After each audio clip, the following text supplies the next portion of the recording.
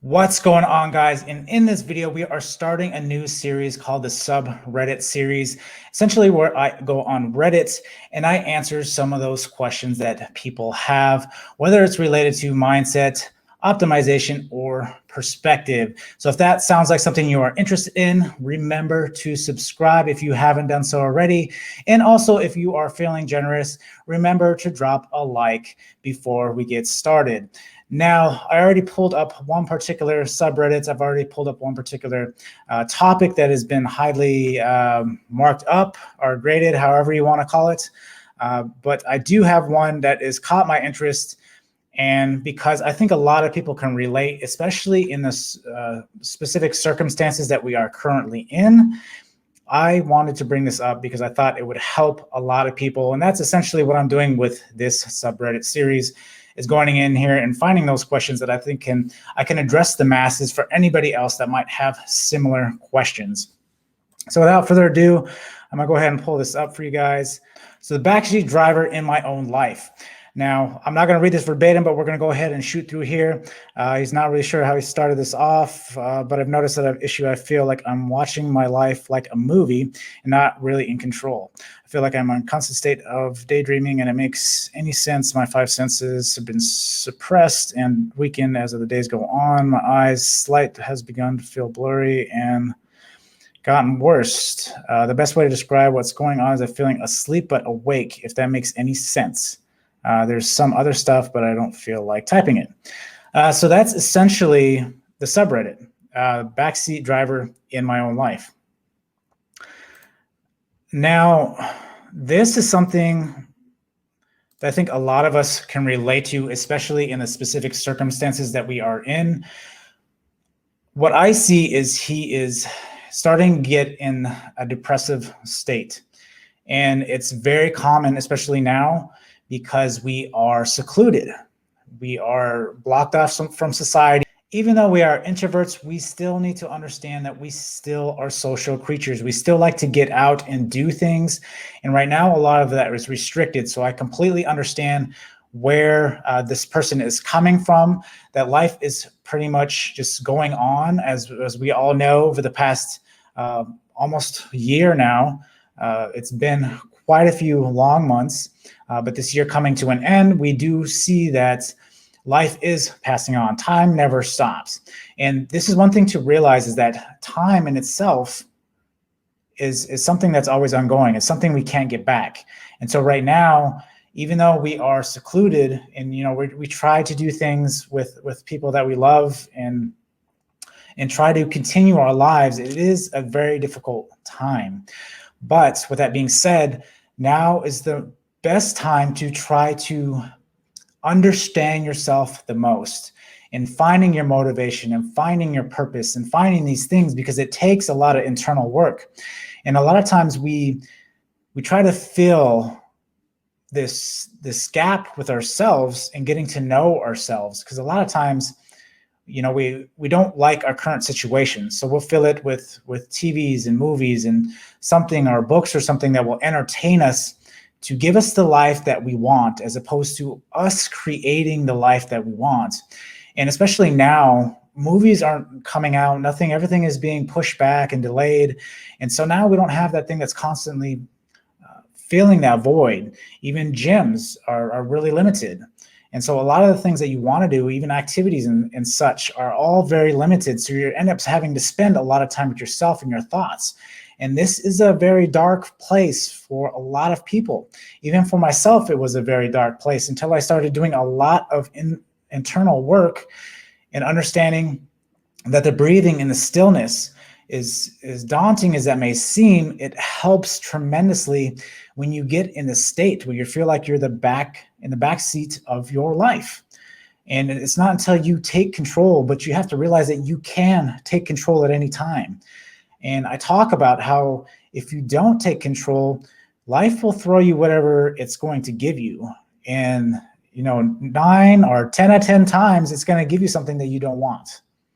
You have to be the one that takes control of the wheel. You have to be the one that jumps up in the front seat and drives to the destination that you want to go. And you have to realize that by undoing this, you have to unplug.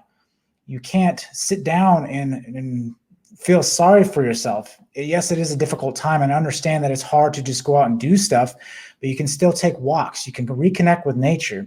And although it's getting cold outside, you can bundle up and go out and just walk, or just walk around the block, or just walk in your house, right? Just do a couple circles around your house, just get up, plug in a book, plug in an audio book, and just get some new thoughts and ideas rolling around in your head. Because a lot of times what it seems like happening is this person may be sitting and just watching TV, and with everything going on, nothing new is changing.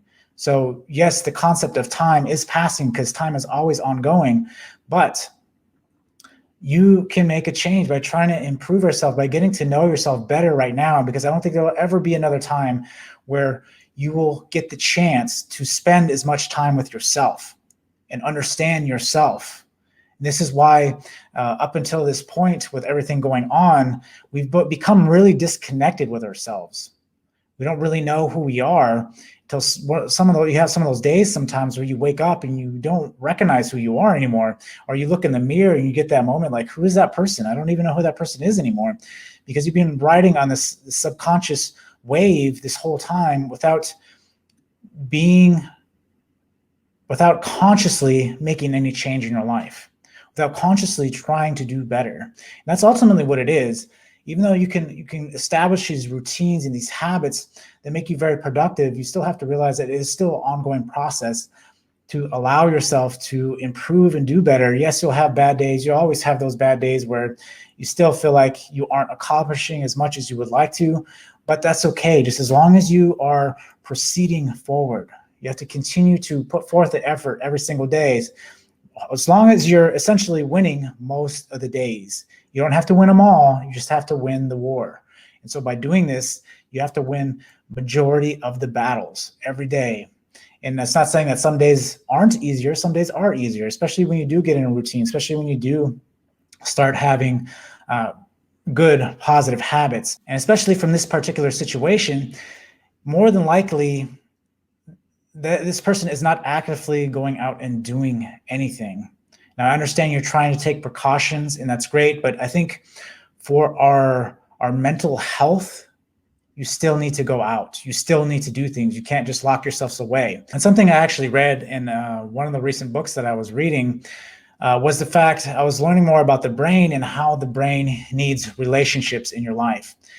That people will essentially pass away from being isolated, like 30% more. It increases by 30% by being isolated. So you have to realize that, yes, even though this is a morbid statistic, we have to realize that it is a statistic nonetheless. We have to realize that we need to do it for our mental health. We need to get out, and we need to be active in doing something in our lives. You understand that just by doing something physical can help relieve a lot of the stress, a lot of the burden and stuff that is on your mind. And this is something that I use heavily a lot is physical activity, because it drains you physically, and it essentially wipes out all those thoughts and ideas and the stresses of the day, and resets you back to zero. Come back at life at a good baseline. And so for this particular individual, I would say, cut out the TV, cut out the electronics, start making it a priority to be as active as you can. I'm not saying you have to go start weightlifting or go start running, but just start walking. And again, taking an audio book and start listening to something new. Start getting your thoughts and ideas flowing. And in that audiobook and in that exercise, you're not only going to, get the heart pumping, get those thoughts and ideas going, but you might come across a new perspective that may actually have you become more curious about something and more find more motivation and find your purpose, which is things I talk about a lot. And to realize that if you just do these two things, your life will start feeling better. And it could be as simple as today. And as daunting as that may seem, just to get up and do it, because that's maybe not your normal routine, as soon as you do it and after the fact, you feel better. And then as long as you continue to make it routine, It is something that you will consistently keep in your life because you realize the dramatic impact it has on your life. And in doing this, you realize that maybe you start picking something else up along the way. Maybe you start feeling a little bit better, so you start eating better. Maybe you find something that really piques your interest, and then you start picking up a new hobby, right? It just leads to a bunch of other different things. But what it takes is for you to take action, for you to get up and just start doing something out of the norm, out of your regular routine. And then things will get better. Then you won't feel like you're in the backseat of your life. You have to be actively aware of what's going on. What are you doing in this moment? And if you're not taking action and you feel this way, just start taking action.